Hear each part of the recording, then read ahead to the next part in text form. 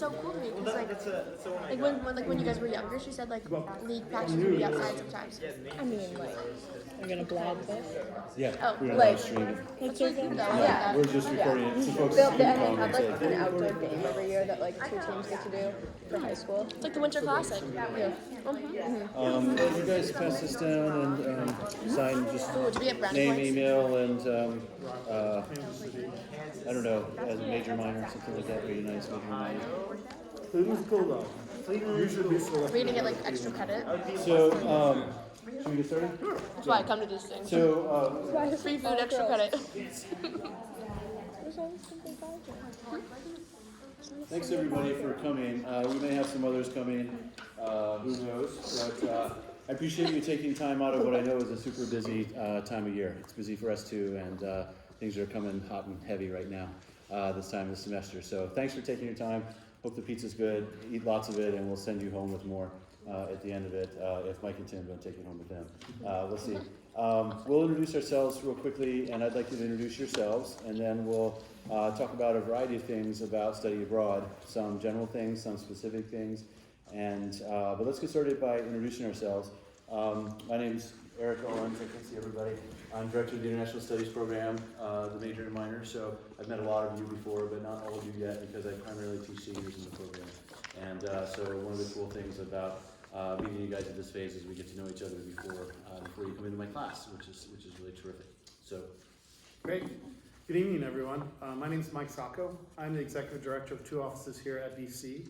I oversee the Office of First Year Experience, so I was there when you came on orientation all those many moons ago. We also receive 48 hours and convocation and things like that. The other office is called the Center for Student Formation, and you may know us from some of our programs like Halftime, Ascend, Freshman League, things like that. I've been at Boston College for 25 years in a number of different roles. I've been doing this stuff for about the last 15 years. And I'll talk a little bit more about this notion of formation and what it has to do with some of the programs we have to offer for you tonight. good. Tim? What's up, everybody? My name is Tim. I'm a BC 09 grad, and for the last, this is my 9th year, I guess, I've been working in the Center for Student Information along with Mike. I run programs like Freshman League and Halftime and things of that nature, and I'm lucky enough to partner with other offices, and I was fortunate to be a staff member on the IS Summit last spring, so that's why I'm here. Good to meet you all. Good, thanks. And our students, our seniors here, will introduce themselves in just a few minutes, if that's all right. And why don't we start with Brianna?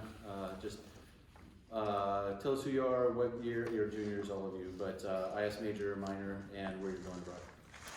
Hi, I'm Brianna. I'm a junior. I'm in the Political and Developing Economies concentration, and I'm going to Paris next semester. Hi, I'm Cassie. I am a Cooperation and Conflict concentration, and I'm going to Salamanca in the spring. I'm Izzy. I'm also Cooperation Conflict concentration. It's mouthful, and I'm going to Granada. Hi, I'm Lizzie. I'm on Ethics and Social Justice concentration, and I'm going to Geneva. Hi, I'm Grace. I'm Conflict and Cooperation concentration, and I'm also going to Granada. Hi, I'm Maddie. I'm also Conflict and Cooperation concentration, and I'm also going to Granada. Hi, I'm Izzy. I'm also Cooperation. Are you going to Granada? Please tell me you're not going to Granada. Oh, thank God. I'm going to Cuba in the spring. Ooh, awesome. I'm Caitlin. I'm Cooperation Conflict as well, and I'm going to Madrid. I'm Olivia. I'm Ethics and Social Justice, and I'm going to Chile. I'm teaching also Ethics and Social Justice, and I'm going to Granada. I'm Catherine. I'm Ethics and Social Justice, I'm going to Granada. I'm Allison. I'm Political Economy and Health Studies concentration. I'm going to Granada. We did allow Let's go men Granada. to join us tonight, but they... And people who aren't going to Granada. Right. Everyone else can Non-Spain people, we allowed all of them to come, and everybody's got different schedules, so just to let you know, there are some boys that are going to Europe and around the world from your class as well. Can you guys just do a brief intro here, and we'll come back and do your full thing in a minute. I'm Piper. I'm political science concentration, doesn't exist anywhere, and I went to Geneva on the BU internship program. I'm Gabby. Senior also applies that concentration, so one of you guys still has it. And I went to Madrid, Spain. I'm Meredith. I'm also a psychology major, but in IS I'm an ethics and social justice concentration, and I studied abroad and very excited to work in. My name is Hekmat. I did the econ track, also done, and I was in Paris. Great.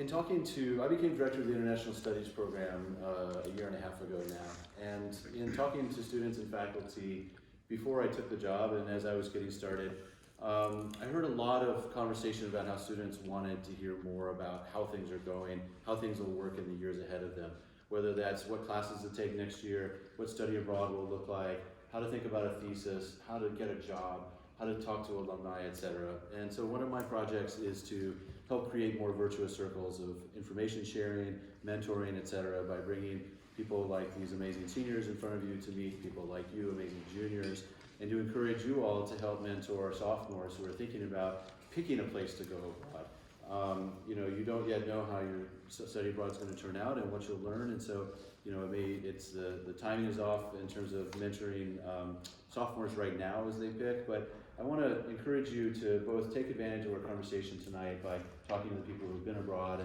and to our experts here in formation, but also to think of yourself as a mentor to others, because one of the special things about the International Studies program is the sense of cohort that we have, and that has to happen through all of you, not just those of us who sit behind desks all day. So thank you for being here and making this a part of your week.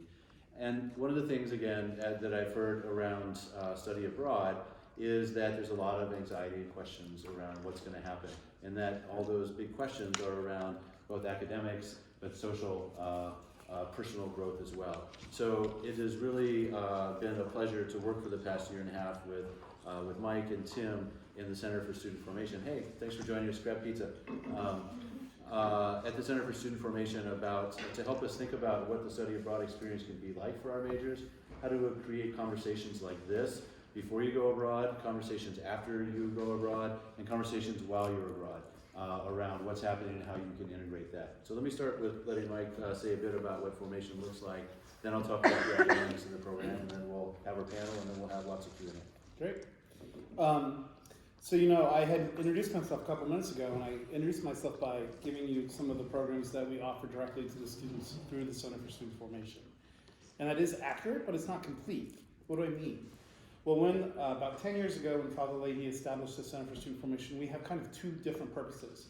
We have a small handful of programs that we deal directly with the students, but the larger part of what we do is we're sort of like silent partners and a number of little programs that will, some not so little, a number of programs that will happen across the campus.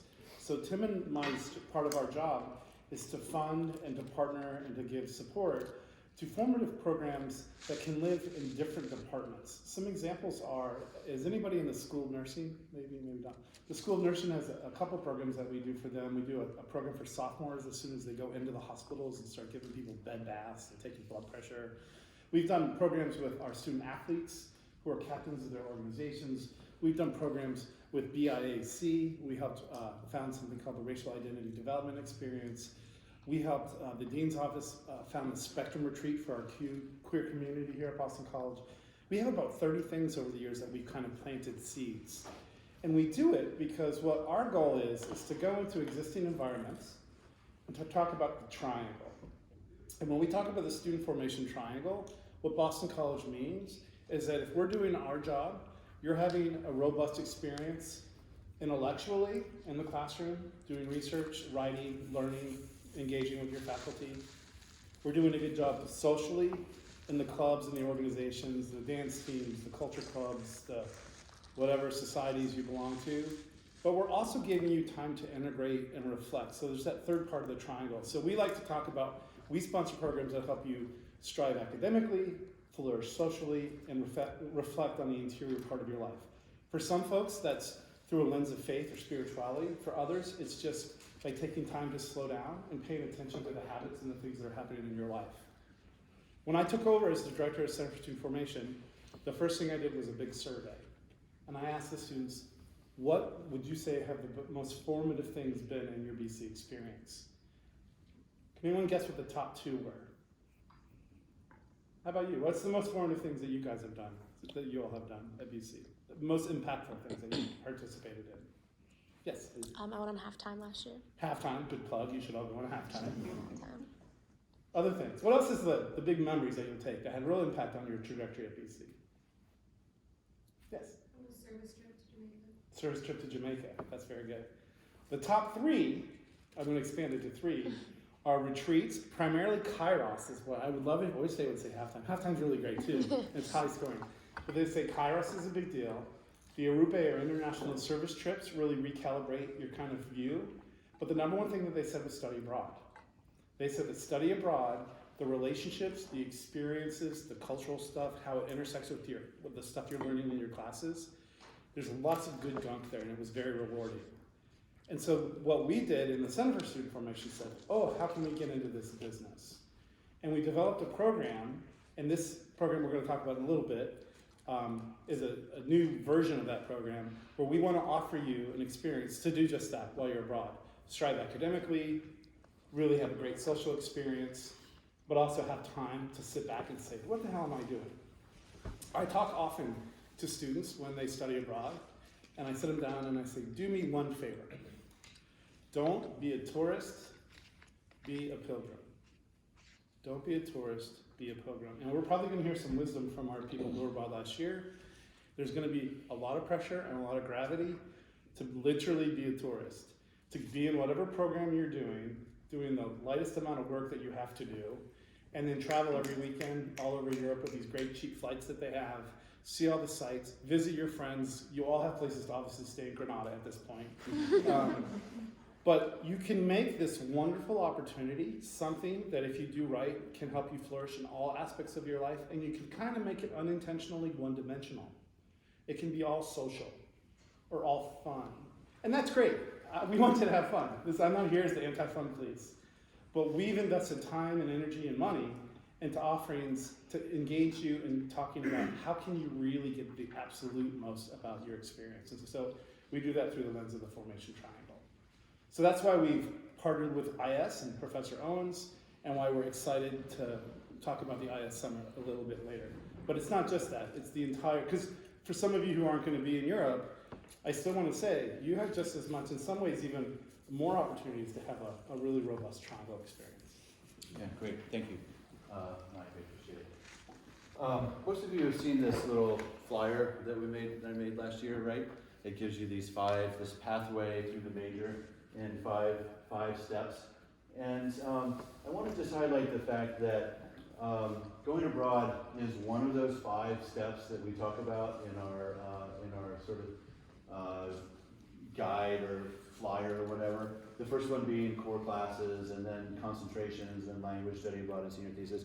But I want to highlight the fact today that study abroad isn't just one of the 4 things you check your box off while you go.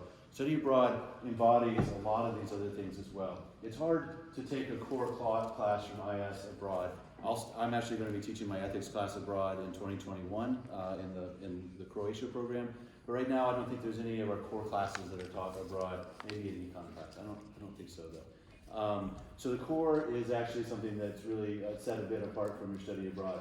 But your concentrations are definitely at the heart of your study abroad experience academically, because you'll be taking back 2 of the classes, you almost always, to your 2 of your elective concentrations. So when you're thinking about the classes that you're taking next semester, imagine how they're going to bolster the work that you're doing in your concentration.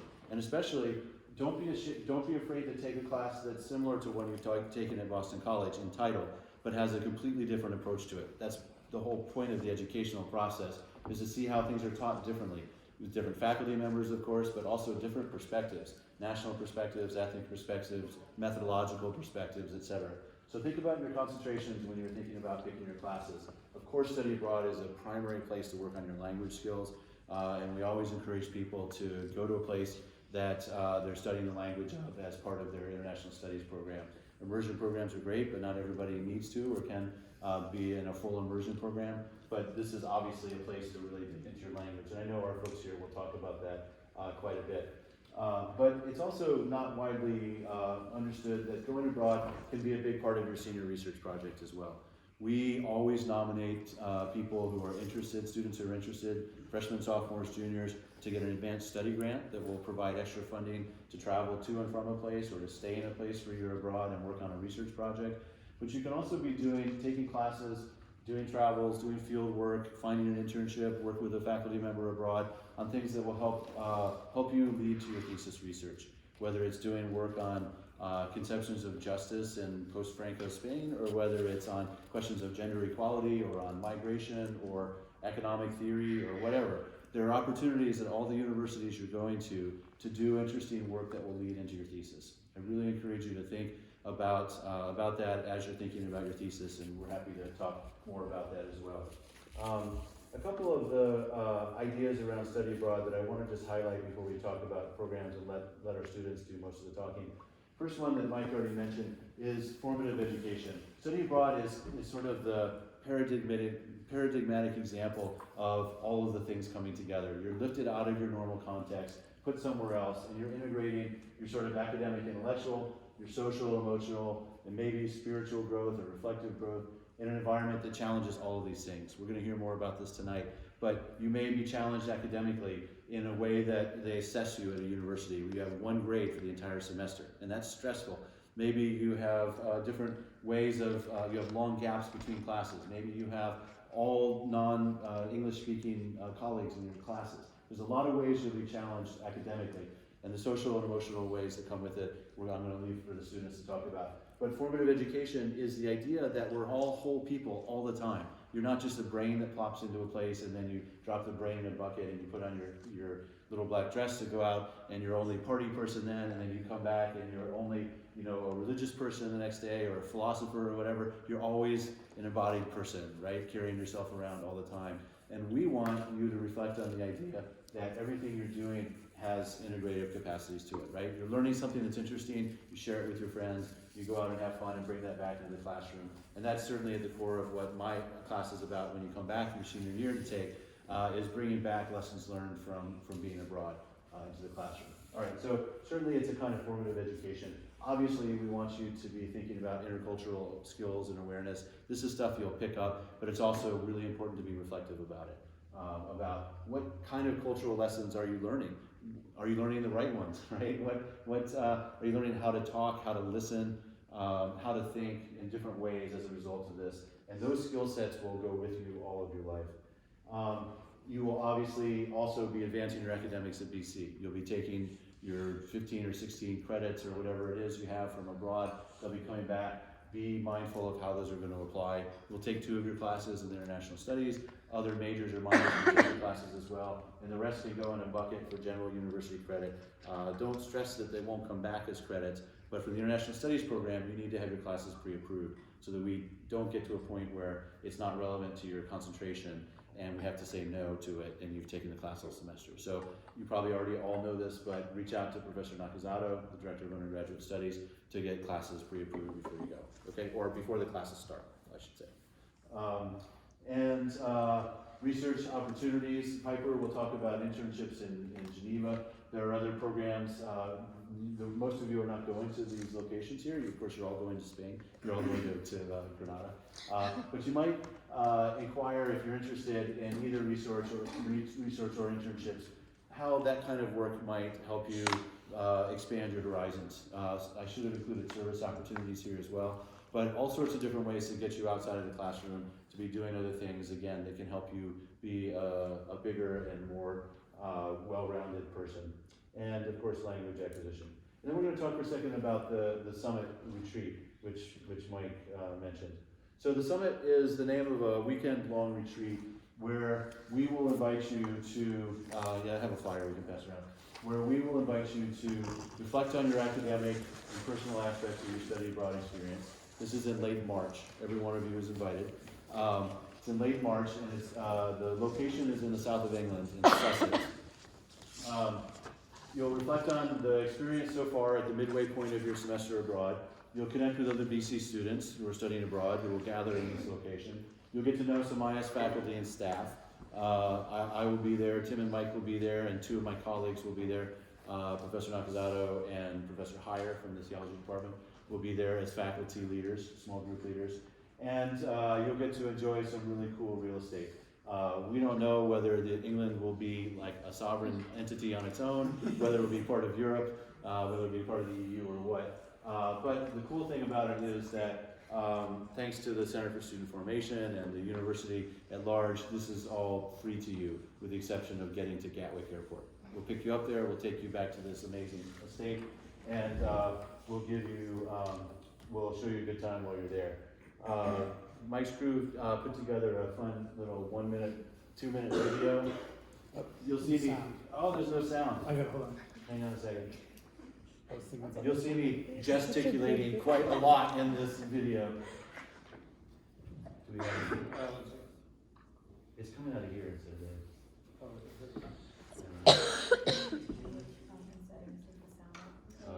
I don't know. Did you go to system? Yes. Me? I think if your Bluetooth on. It's so tempting. We have to buy our I'm own plane scared to take tickets, it out like of round my, trip uh, to Gatwick. I'm scared to take it out. You don't have to pay for it. Just Being pay to for the- the airport. Oh, it's so fun. Just do, Hotel. do it. I don't know. English breakfast in the countryside by the fire. What's it called? Like Places to sit. Yeah, okay, Black. alright. pudding. That's what it's called. The sausage, the British sausage is like black pudding. Weird. It's Yeah. very traditional. And Yeah, I hope we don't have that. It's nasty. I'll have my first Yeah. beans and toast. You're a big proponent. It's been around, but it's bomb. I have a lot of family in England, so that would work out. Maybe we could go on Thursday, stay with my uncle. Extended their trips to there. Yeah, my uncle, my uncle. Okay. Yeah, let's do he's got a this. cottage in the Cotswolds. Is that work? It's pretty cool.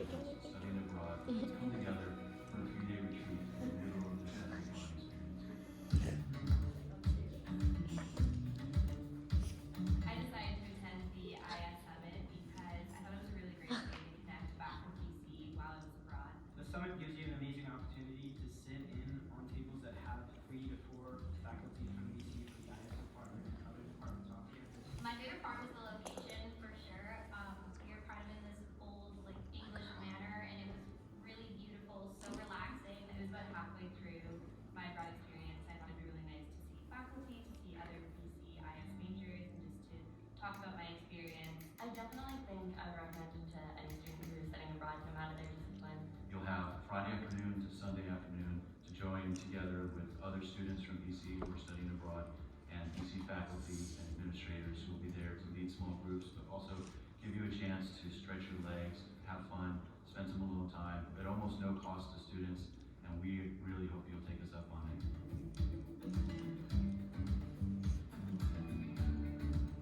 It'll all be jazzy music all week. Thanks, This week's fun. yeah, so the location is south of England there, and this is what the place looks like, not so bad. And this is all the fun that people had last time. We'll come back to talk to more, but our speakers will address it a little bit. This is a fancy dinner we had one night, and then we'll have our panel. I want to make sure we leave time for our panelists to talk about it. Because 3 out of the 4 of you guys were there last at the summit as well. So if you could say a little bit about your study abroad experience as a whole, the things like big lessons that you got out of it, or things that advice you would give to people who are just leaving, and also say a little bit about the summit, that would be great. You can start in any order that you want. I have a list, so I can hit what you guys think. Okay. So Piper's starting. Okay. So I'm Piper. I was in Geneva spring last year. So my program was a little bit unique. It was an external program. There was 2 BC students on it and about probably 55 students in total.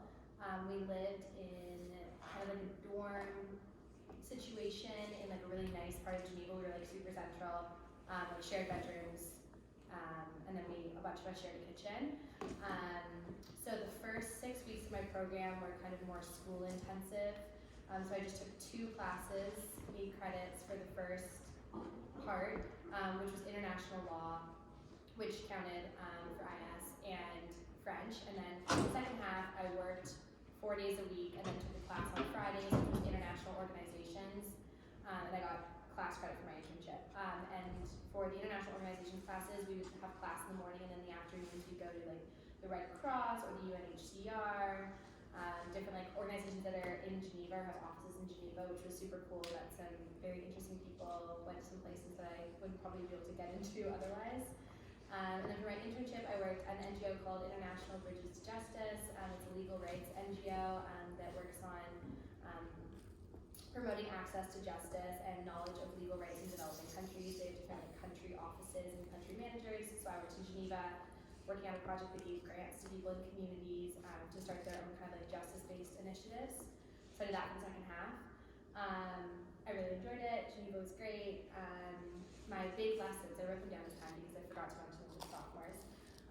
So kind of my like biggest one related to my internship, and in terms of if anyone gets an internship or does research or service, is kind of think about how it connects to your goals in the future, and that can be goals beyond what you want to bring back to BC. So I'm currently applying to law school. It's killing me slowly, but my entire personal statement is about working as a UN representative. Oh, I also got to go to the UN as the NGO's representative, which is very cool. Like go to the Human Rights Council. So like my entire essay, and like I'm hoping that should make me like stand out and proud. But that's one of those things that I think is like an opportunity that I took while I was abroad, and it really helps kind of further my goals. And I went into it knowing I had those interests. That kind of hands-on experience in a place that isn't a classroom or a club is definitely super different, and is a very cool opportunity that I think that not everybody gets as an undergrad. One of my other kind of big things I learned abroad, more just like generally abroad, is to embrace being independent. I've always thought of myself as like a fairly independent person, but I'm also like very social and was used to like consistently being around my friends. And then after freshman year, like you pick who you live with, you know the people in IS, you're usually around people you know. And it was a great group of people in Geneva, but I didn't necessarily like, this sounds lonely, didn't necessarily like really click with like a large group of people, which was just the way that it like happened to go in my program. And so I got used to kind of just doing things on my own, and the internship was a big part of that, and I really liked it. And I got really used to just kind of like going off and doing things by myself, and I definitely like had friends and did things with people, but I really did like being consistently independent and exploring a city on your own, especially because Geneva is pretty small. It was just really special. And that also kind of connects with, I don't know if it's necessarily like a lesson, but I think it's really interesting to notice the differences between like the way you're learning like at BC, or the way you apply your BC learning to being abroad, to how other students learn or their interpretations of being abroad. And I was surrounded by BU students, which you would think isn't that different than BC, but I noticed like large differences between the way that me and like the one other BC boy who was in CSOM, so like we're not necessarily the exact same person, but the way like we were seeing abroad in our classes and the way other students were. I thought that was super interesting. I think that spoke to like what's special about BC. What else did I say? Oh, besides connecting, I know probably everyone's gonna talk about like making friends with people who are actually from your country, which is super cool, and I got a chance to do that, but I also think it's really interesting to connect with people who are from other places but are living in the place you're studying abroad, like expats, but people who are actually there. I thought that was super cool, because a lot of people who worked in my internship, the majority of them weren't Swiss. And so my two like closest friends while I was in Geneva was a girl from Belgium and an American girl who'd been at grad school for like 3 years in Geneva. I thought it was just really interesting to hear their experience living in a different country. And I think that's kind of like the expanded version of studying abroad. And so that was just like super cool to hear their takes on it, what they've learned, and they're helpful to kind of help with that trajectory, getting used to a country if they are from somewhere else but now live there. And then my last thing was, I know like a lot of people are gonna say this, but I think it's really cool to like keep some sort of like actual like chronological record of some sort of your time abroad, because I think a lot of your memories, like for one thing, Geneva feels like it never happened to me. Like I always say last semester, because I keep thinking I was at BC last semester, because it feels like it went so quickly. And I did the really basic thing, and I made an Instagram account while I was abroad, but I have like a ton of pictures of like different things I did and captions about like what I was doing. It's really fun to just go back through it and actually like see it chronologically, because I think a lot of those things kind of would have slipped my mind if I wasn't actually able to look at the pictures. Yeah, that's what I have. Guys, abroad changed me. No, but it definitely had an impact on how I came back to BC. I think it like definitely added, changed my perspective a lot. But as you can see, I went to Madrid, Spain. So before I went to Madrid, Madrid was my third study abroad while I've been at BC. So freshman summer, I went to Ireland, like the Politics of Self-Rule course. Managed to get like a scholarship for that, so that was awesome. Thank you, BC. Second summer, I was able to get a grant to study French in Bordeaux, France. My sophomore to junior summer, and then it came down to choosing a semester abroad, please. And my hesitation with Madrid was like there were 50 BC students on my program. And Madrid was like a very big, like a BC heavy place to go. I know they switched the process where it was more even this year. It wasn't for us, like anyone who wanted to go spring could apply for spring. So that may be different for you guys. But I chose to go to Madrid for a bit different reasons than I feel like why most people would choose to go to Madrid. I wanted to go because I'm a Hispanic Studies double major and wanted me to fulfill my Peninsula requirements, but also I chose a university that's not offered anymore. It's called Universidad Complutense, and only 5 of the 50 of us went to this university. All my classes were in Spanish. I took 2 classes with all Spaniards. I think it was me and this other girl from a UC school were the only 2 American people there, and they did not care. But I think one of the things that I loved the most about being at that university was taking classes in Spanish. I think something that everyone should do if they're not on the English track is to take all your classes in the language that's spoken in the country, whether that be France or Granada, Spain, or Spanish, or I don't know. So I think taking it in the language is so important because as IS majors, it's inevitably going to be part of our future. Like, having that language advantage is going to be so important. And then also, it just adds a whole other layer to your learning experience while you're there. Also, it's like you're able to connect with them a lot better, and your professor's just going to appreciate you 100 times more. Something interesting about Spain that I think a lot of people have this vision that it's like a fun country, there's sangria flowing, and like people are dancing flamenco, and there's this vision of Spain that has been kind of curated in the United States through study abroad, through just general like tourism. That's been a huge part of their economy, and I think there's so much more to that. I don't know if Spain's a pretty recent country out of dictatorship. There was like 40 something years of Franco. There was a transition to democracy in the mid-70s, and I think that's a super interesting case to study. Not a lot of people know about that. I remember in high school I never learned about it. I learned about it here just before I went to Spain. So for my Granada people, my Madrid people, definitely do your research about that. It adds a whole other layer to the culture and understanding why Spain is where it is right now, how the culture has evolved from that, how when you get there, it's kind of a bit of a culture shock more than you'd expect. I also would consider getting to know the different point of views in terms of politics and social life. There's certain like rules in society that I think is very good to understand, like respect, and I think that goes everywhere in Switzerland, France, and Argentina. Like it's just good to kind of pick up on those little cues and kind of follow, not just to like be a follower and not be your own person, but just to respect the other country. Like you're in their home.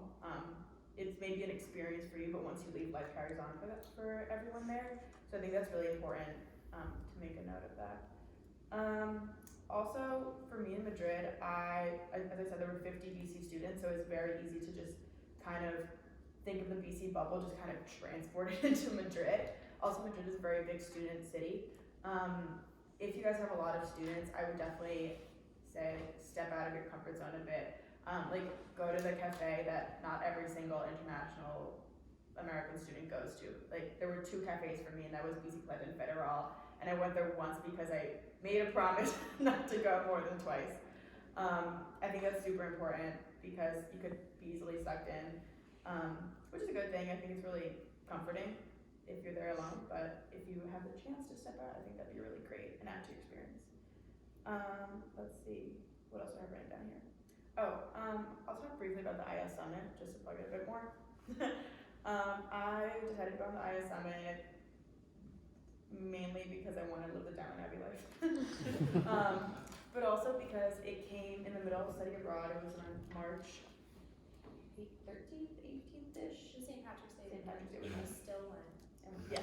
Also, don't go to Dublin. Don't go to Dublin. I went and I really enjoyed it because one, it allowed me to take a step back and just, if you're there, then there's gonna be some moments where you're gonna be really homesick, but then it's gonna come May and you're gonna say, oh my god, how did this just happen? 5 months flew by and I don't even remember what happened.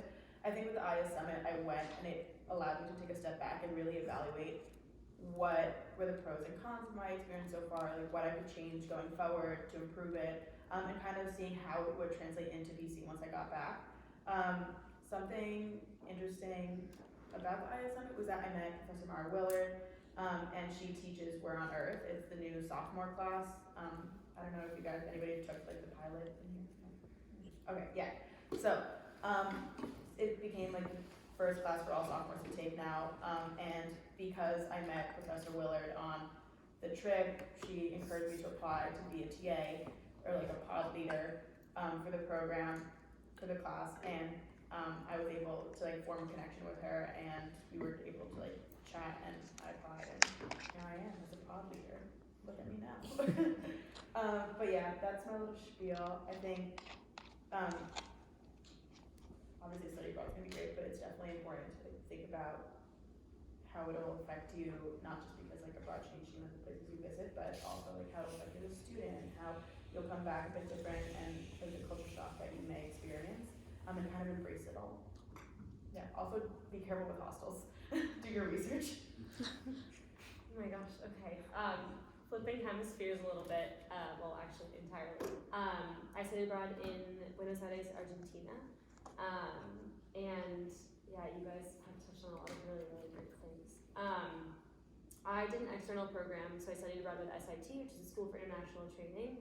You guys all know where you're going, otherwise I was gonna say if you need some advice on how to petition your program to OIP, I can help you with that. But yeah, so I was the first BC student to do this program. My particular program studied social movements and human rights, so extremely targeted. And I promise I'm not texting, my notes are on my phone, so let me just get them out. But yeah, so my abroad experience was pretty much like the complete opposite, I think, of what you would think as sort of the traditional abroad experience. Not that there really is one streamlined way, but it just was a very sort of like, I'm gonna try everything new that I can. So I went on an external program, which meant there weren't any other BC students, so I was the only BC student on my program of about 25 people.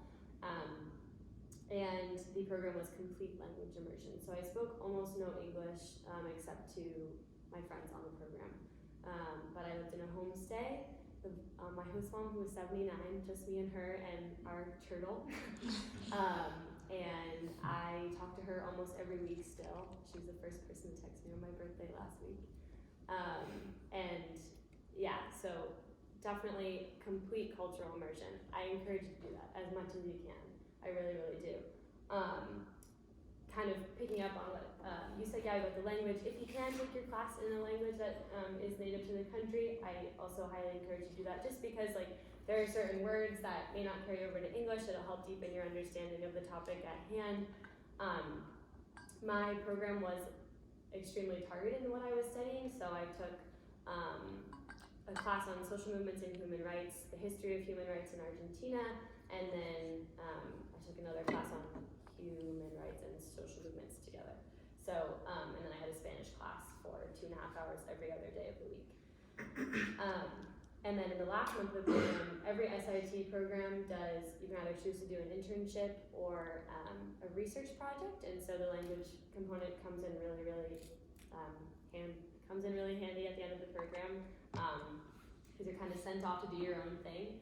So I ended up doing research. I studied sexual and reproductive rights for adolescents, and I worked with basically an organization that's more or less a Planned Parenthood affiliate in Argentina. And I did research studying the sex education law that they have in Argentina and sort of the implementation of that law and the discrepancies across the provinces. Talked a lot about the influence of the Catholic Church in the country, and tied it into a lot of the movements that are happening across Latin America and across the world, but in Argentina, specifically surrounding access to legal, safe, and free abortion, as well as movements surrounding femicide. So really targeted research and really targeted classes, so it might be different from maybe some of the classes that you guys are taking if you end up taking like general university core where you're studying, but nonetheless the language component came in really handy there. I was also lucky enough to get my classes to count, my research to count for both my psych major and my IS major, as that's the one double count that you get, and that was really, really helpful. I'm also a McGill-Liddy Loeb Fellow here at BC, and we have a service requirement, so if any of you are in MLFP and want to talk to me about how to navigate that, you can come find me after or ask during the Q&A. One of the main things that you guys also touched on that I learned in an academic setting was being really mindful of not applying sort of like this American way of learning in the classroom setting, and you'll catch yourself doing it a lot. It's not a bad thing at all, but really pushing yourself to kind of step outside the Western way of looking at things. The best example I can give is that I had the opportunity to have, I spent a day with the Mapuche community in the southern part of the country, and we talked about feminism, and I was sort of going on talking about my understanding of feminism, and one of the women there stopped me and said, I completely understand where you're coming from, but my definition of feminism is completely different. The cornerstone of the Mapuche belief system is the land and the earth, so they see the feminist movement as anything that relates to sort of like the natural female essence, so like relating to her body or the environment, things like that, whereas our derivation of feminism comes from like a patriarchal society, kind of, and an understanding of that. So that was just a really interesting way of challenging the way that I like look at a lot of things. So I really encourage you to kind of be mindful of that. Socially, yeah, same thing. Being mindful of not applying an American way of living if you can while you're down there or over there, wherever you are. Really kind of embracing the way that they move through the day-to-day motions. Argentina eats dinner at like 11 p.m. So that was an adjustment. Yeah, the nightlife doesn't start there until 3 a.m. It's a marathon, not a sprint. So yeah, just being mindful of that as well. Definitely don't be afraid to keep in touch with folks at home and reaching out to them, especially at the beginning. Language fatigue is a thing. If you are in a language immersion program, your brain's gonna be like bleh after the first 2 weeks. So definitely keep in touch with folks at home, but also after you leave, keep in touch with people there. I talk to my academic directors pretty much every week. They've become not only personal, or not only professional mentors to me, but also really important people in my personal life. And I think not being with BC students really just kind of, I had no other option but just to kind of let it all go and really embrace sort of the discomfort as best I can. And then in terms of the emotional part of the triangle, bottom part, the biggest thing I can say is like take time to be alone. And take time to explore the city if you feel safe doing that on your own or taking a trip on your own. I think my abroad experience made me a lot more patient and a lot more flexible. I'm a yoga teacher, so this is gonna sound kind of crunchy, but like I'm a lot less reactive to things now because I'm kind of like, hey, I did that. I know I can handle this. So definitely don't get caught up in abroad being the best 4 or 5 months of your life. It could also be the hardest. And I'm not saying that to scare you. I just think it's part of a good piece of advice is to just be ready to kind of embrace what comes at you wholeheartedly if you can. And staying in touch with people at home helps with that. And then lastly is that it really kind of stretched me to see myself as a whole person and then to kind of translate what I learned both personally and academically abroad to where I am now. So my abroad experience has had an incredible influence on my decision for post-grad things. It's also had a really big influence on my thesis, as Professor Owens mentioned. So definitely don't be afraid to kind of seek out every opportunity that you can, stretch yourself as wide as possible, and do things that you wouldn't usually do. All right, I'll hit whatever they did not talk about. So I'll keep this as short as I can. So to start off with, considering all of you guys are going to Europe, there's this notion. You're all going to Europe, right? Chile and Cuba. Oh, sorry. Okay. For most of you guys that are going to Europe, there's this idea, there's connotation of these students who are in Europe studying abroad in Paris, France, Germany, England, and Spain. They're called Erasmus kids. so Erasmus is the like study abroad or exchange students equivalent that we have here. So what I'm gonna challenge you to do is not become an Erasmus kid, because an Erasmus kid is someone who's, you know, shunned by the society they're in. They're like, oh, this kid is here to just like to get drunk for 4 or 5 months, and they're not interested in the culture, so we're not interested in them. Because a lot of your peers that are going to be in the universities are going to be from France, from Spain, from Cuba and Chile, and they're going to look at you as just transitional temporary people. They're going to see you guys as people who are here for 5 months. So I want you to challenge this notion, this vision that they have of you, to become as much as you can part of the experience. So I'll tell you a quick story. We were in a bar with some of my American friends, and you know, we started singing "Sweet Caroline" because it happened to be on the radio at the moment. And then some French kids, you know, with their like raised up noses at us, they're like, "Oh, you can't be singing that loud in a bar, you know, this is not acceptable." So we actually, you know, we didn't fight them, but we dialogued with them. We like sat with them, which was something they did not expect at all. They were like, oh, you know, there's Americans, they're gonna be ashamed of themselves and their country and just leave. But that's not the case. We sat with them, we talked to them in French, and it worked out pretty well, which also brings me to another point. You will find yourself, even no matter how liberal or progressive you are, you'll find yourself defending the United States from time to time. Because people in Europe and in other places, they just love hating on the US. They just like, it's the idea of spitting up on the US because they see the US as like this, you know, just bad connotation, but they just throw words around. So you'll have an interesting point of view, because here in the United States, you get to express your opinions and talk about them from different angles. But in Europe, you'll be able to say, hey, I actually live in the US, and that's not true. So that'd be a nice experience for you guys. For the host family option, I personally did not enjoy my host family because I was placed there in a last moment decision because my original host family had to cancel on me. But still, I 100% recommend the host family option for everyone. If this is still a decision for you guys to make, absolutely go with the host family, because the percentage, the expected return you can get from a host family is invaluable. It's insanely beneficial for you to improve your language that you're gonna be speaking there, and the connection, the degree of connection that you're gonna have with your country is gonna expand with this host family. And everyone else that I know pretty much had a good experience with their host families. For IS, a lot of academic crossover with your credits, with your courses, and on top of that, you get an option to choose one course to be pass fail during your semester abroad. So what I recommend is, if you have any doubt about the courses you're going to take in the language, do that, because the thing about the courses you're going to take in your study abroad countries is often than not you can choose to some degree of flexibility which ones carry over once you're back.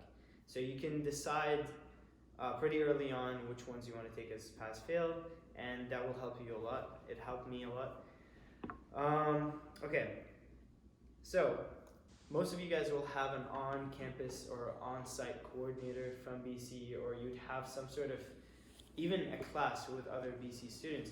So this is good, but try and avoid these students like the plague. Not because they're, you know, bad. Some of them might be. No, I'm kidding. But what I'm trying to tell you is, try and be with the students from the country itself. You know, because it will be tempting for you to sit down in the comfort of a room similar to a BC course or like a Stokes Hall situation, and just convince yourself that you're having the right abroad experience, but you'd be to some extent lying to yourself. So I would encourage you again to try and, you know, force yourself into these awkward conversations with people around you that are not from your same background. Okay, and one last thing about study abroad in general. So one of my friends brags about how she hit all the 14 not 14, but all the Baltic states in 5 days. And I just feel disgusted whenever she tells that story. Because, I mean, what you should be aiming at from your time in your specific country or city is to ask yourself this question at the end of your time there. Is this a country that, in the case that the United States just like disintegrates and falls apart, you'd be able to live there?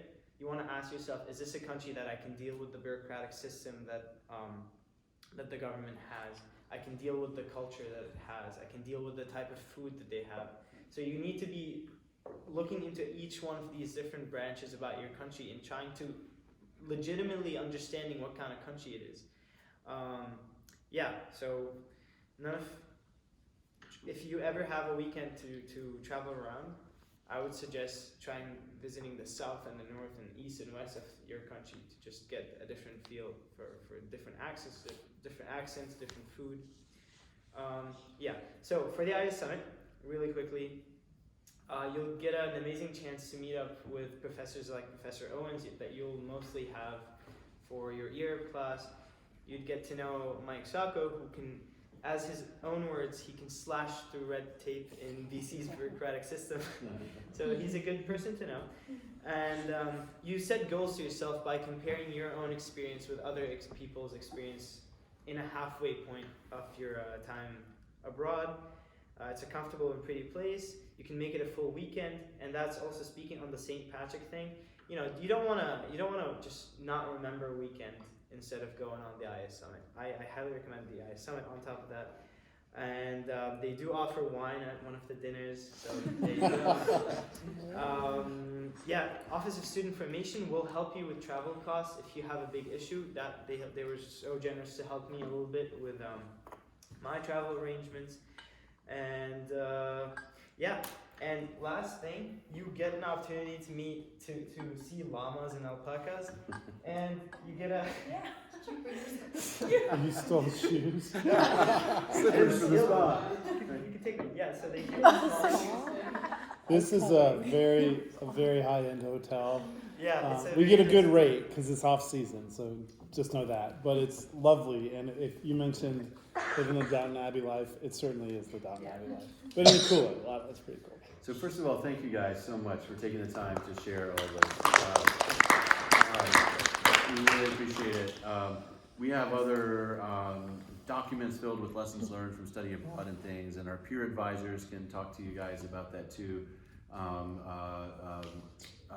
Grace is a junior peer advisor, but Piper is as well as a senior. We have 3 other seniors who are working with us, and they can help talk about this stuff. But what questions do you have for any of us here, or things that are on your mind before we adjourn for the evening? What do you wish for your experience? Yeah, Doug. I heard that, like, in contrast to like American colleges, there's not a whole lot of like university or college sponsored activity outside of the classroom. So how do you get involved in that when you're abroad? Are you going to, where are you going? Copenhagen. Okay. Well, I can't really speak to Copenhagen, so I don't know why I acted so confidently.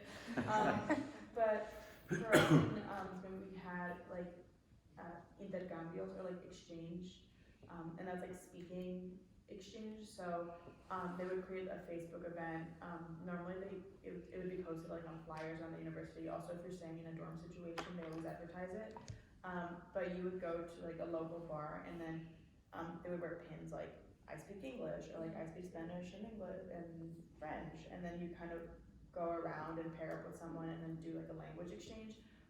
That helped a lot of my friends, and that was a way to kind of get involved a bit with the general college community. At least in Madrid, and I feel like this is common around a lot of Europe, there's not really like college BC versus like B situation. They're kind of just like, yeah, I'm a student, I go here, and then they kind of just interact. That's one way to get involved. In terms of like actual university sports, I'm not entirely sure. Not sports, but like sports and like activities. One thing that is actually, I'm glad you brought that up, is when you come back from abroad, you guys are all going in the spring, you'll have the summer.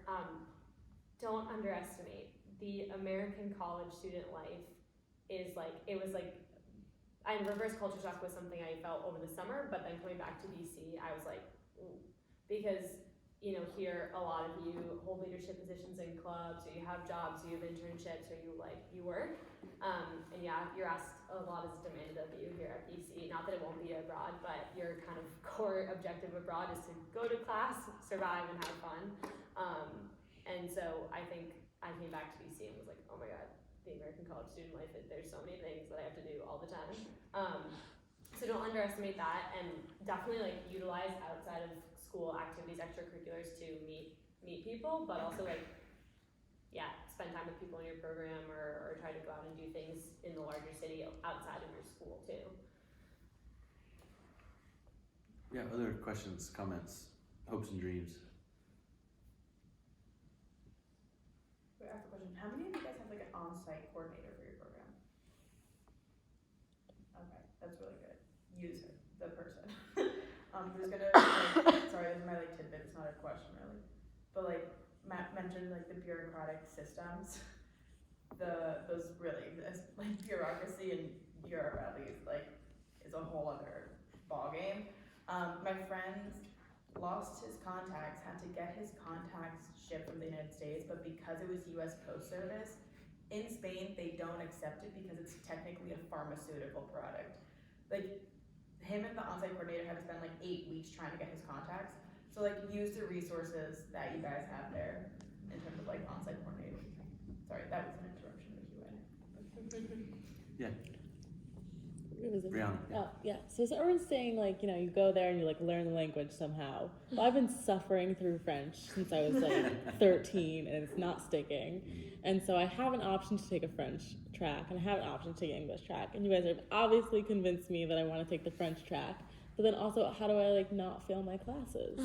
But then now, you know, like if I go on the French track and I'm so stressed out and it's not like picking up, and then I'm not going out with my friends or exploring their cities because I'm struggling. Like that's like my fear there. Like, what is it really like? You immerse yourself so much in it, like you pick it up, or is it something like, I don't want to fail?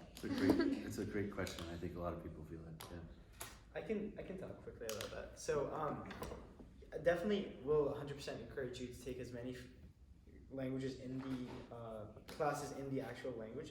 But at the end of the day, it's your personal decision to learn the language or not, because all the learning is going to be happening outside of the classroom. So it's going to be happening in the metro if you decide to talk to the person you're sitting next to. It's going to be happening in the emails that you send to the professors or not send them. It's going to be happening with that like small, like feeling of, butterflies in your stomach before you go out and talk to your classmate and ask them about like a homework assignment, knowing fully well that your accents are probably disgusting. like they all are. It's fair to assume that, and it's fair to understand that others around you have grown accustomed to it. And I actually heard in France by one of my French friends, she's a girl, that she thought that an American accent is actually sexy. So I think she was flirting. Notions are changing, and your accent should not inhibit you. Like, it will. Your idea would be, oh my god, like I can't say this word, so I'm not gonna say it. But it's your own, ability to get over that hump, and that's where the learning is gonna happen. If you think you're gonna fail, don't take the courses in French, but the learning is up to you. Okay. Anybody else got a good about immersion?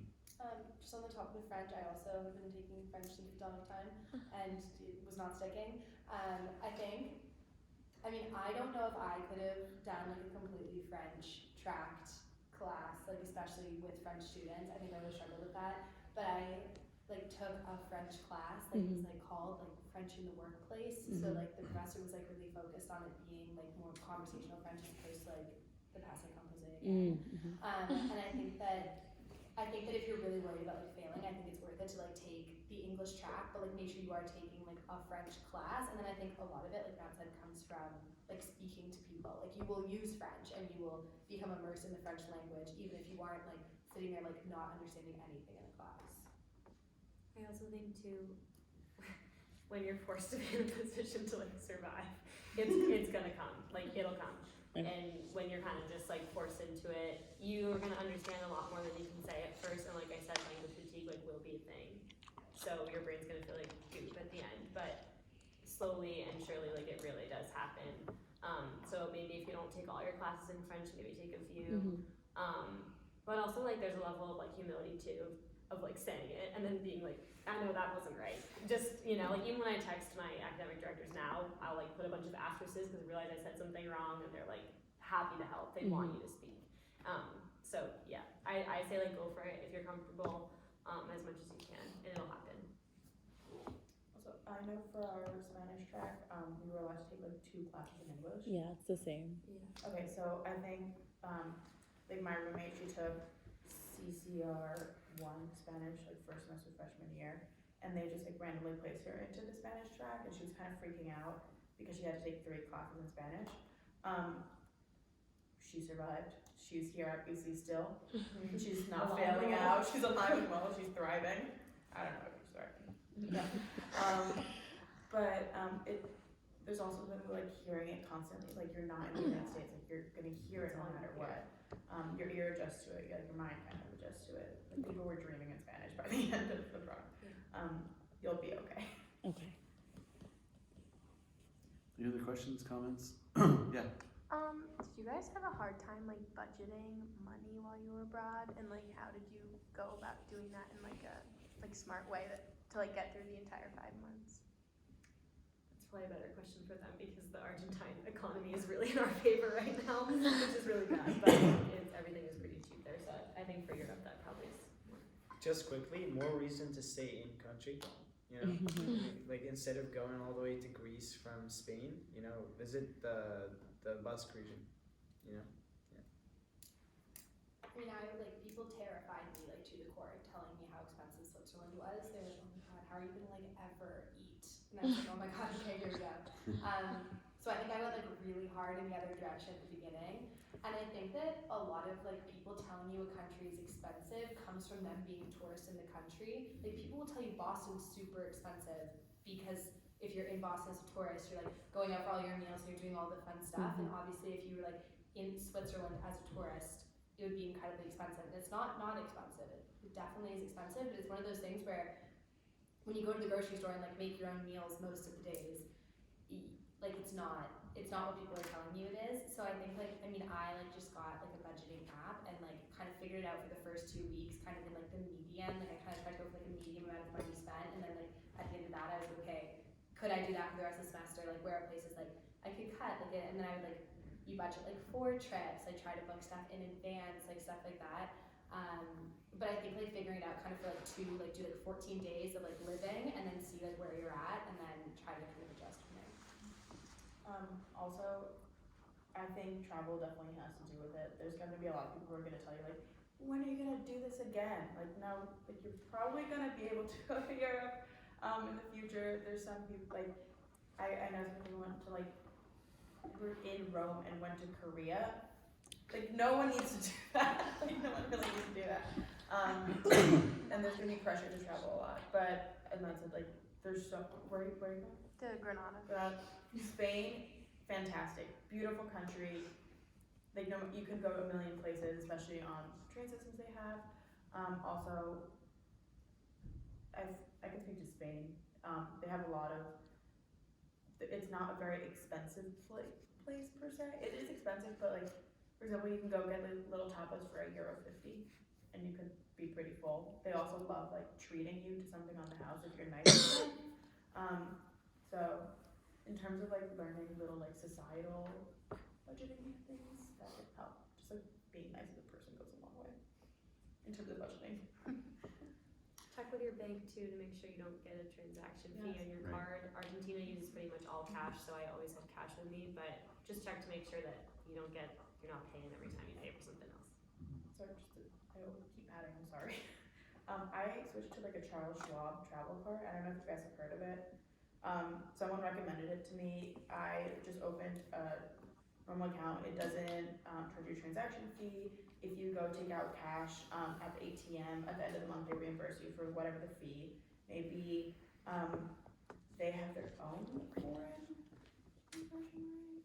It doesn't need to be the one at the ATM. So it's just, if you're able to open up an account and kind of use that account as your, like abroad card, it definitely has a lot of benefits in terms of like not getting that foreign transaction rate applied. Great. I'm sure that some of the folks here will stick around for a few minutes if you want to chat. But I mean, I think that, you know, we love to hear stories from you all about how you're doing while you're abroad. Keep in touch with us. Keep in touch with these folks before you go. Do your best to learn the place where you're going. Of course, that's one of the big meta lessons that we try to convey is get to really know the place where you are and not feel like you stayed in a place and never learned it. And I heard one person say earlier that don't go into it thinking that it's going to be the best 3 months of your life or 6 months of your life. Maybe it will be, maybe it won't be, but the kind of pressure that we sometimes put on ourselves about something being the best or the biggest or the brightest or the funnest or whatever can be quite overwhelming. And if you can let it be what it is, then that's going to be, you know, you want to have some ownership over it and not be totally reactive to it, but insisting on the bright Instagram version of it, you know, is really rough, I think. And you might consider before you go your personal sort of social media plan as to how you're going to convey yourself to the rest of the world. This is something that I know Mike knows a lot about too, and these guys, but really ask yourself what you want to be showing to the rest of the world, because there's going to be a lot of folks who are only showing you their one-handed yoga pose on the top of a statue at sunset, and you're thinking that that's all that happens, that they don't go home and talk to their 90-year-old, you know, grandmother and eat sliced food, and that might be the most important moment of their experience, is that moment with their home sister or parent or something like that that never gets photographed. And so don't over-curate your experience, you know, make it short. We are here to talk about the summit as well. If you'd like to have questions about that, you'll get an email from us about it. All of you are invited, and we don't have a registration deadline yet, but you want to speak to that? Yeah. 20 spots. We've already had 3 students sign up just based on the email. So please think about coming. I promise you it will be one of the best weekends of your abroad experience. The way that it works is that you go and register for it, and then you're tentatively admitted, but we don't finalize and confirm with you until you buy your airline ticket. We do realize that some of you don't know your academic schedules yet, so you can sign up and just communicate with us to say, my academic schedule doesn't come out because in Spain it doesn't come out because the 3rd week of the semester is driving me crazy. We've been through this before. Most of the flights, we chose Gatwick intentionally because it's an EasyJet outpost, and most of the places you can get there for like $30. If you are in Copenhagen, you can't get there for $30. Or if you're doing something else, if it goes above a certain amount, we can have some financial aid available if it gets egregious, because we don't want you to break your whole travel budget just by coming to the IS Summit. But most of you all can get there for at least under $150 easily under $150 for the weekend. You eat fine food, you have a great bed and a luxury hotel, you get a network. It is a really great program. So please sign up quickly, take these and give these to your friends. If you have any questions, just email us, we'll get right back with you. The registration is at the bottom of the page, bc.edu/IS Summit, and there's just a Google form. Go ahead. Yeah. It says in the Google form that if we back out of it, we get charged $100, but if we don't know our schedules yet, should we just wait till we know? Yeah, go ahead and sign up, and then don't buy your ticket. We spend like several $100s on each of you to go, and we used to do this before. I'm just gonna stand up so everyone can see me. And sometimes you'll get a better offer. Like, oh my God, they're having a party in Dublin. Let's just eat the $35 for the flight that we said we would go on the summit, and instead we'll go to Dublin. Well, if a lot of students do that, we're spending several $1,000s of wasted money. So once you do confirm with us, we expect you to be there. And if you have to drop, unless it's like a family emergency, there's like a $200 penalty, just like you would on an airline ticket or something like that. So in your case, go ahead and sign up, but don't send us the confirmation until you know your schedule. But once you buy the ticket, you'll be locked in. It's scarier than it sounds. It's fine. You can also take a train if you want. Last thing I'll just say, London, Gatwick, we have the airport code. There's 5 airports in London. Last year, Fly to Gatwick. a student flew the opposite. LGW. The opposite. Don't go to, where did you go? You went to Stan's. you went somewhere. You shouldn't have. Yeah, we'll come pick you up there. The time of the day, I think we haven't yet. We're gonna work with you guys to figure out what time of the day we start the retreat, whether it's at 3 p.m. or 12 p.m. on Friday or whatever, according to when you can come in and when you need to leave. We started earlier on Friday, so people had to take all of Friday off from whatever. And for a lot of people that was perfect, and for others they had morning classes and they wanted to come in the evening. So I think we'll talk a little bit about how We'll work with you. how that works. And we're flexible, don't let that box you out of the thing, because it's just such a cool event, so, okay? Someone just signed up to it. All right, good. Thank you guys for being here. Look forward to it, and keep in touch. Oh, that's right. Pizza. Take pizza with you. Please. Yeah, take pizza for your pals.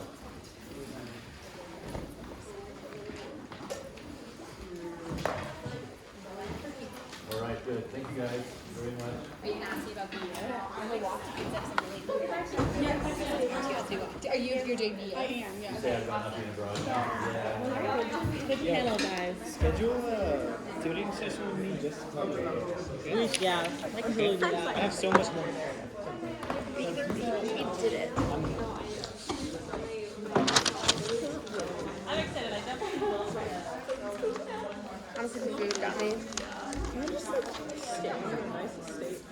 Like, Also, like, why not? it's like a retreat. Yeah. Oh, so in theory, you can just come. Okay. If you want. Oh my god, then I just want to have it.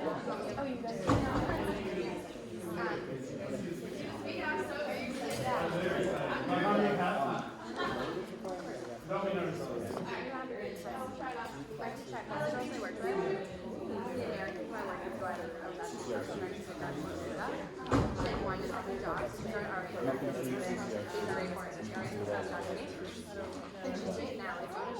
That's what I thought. Yeah, I thought I read it.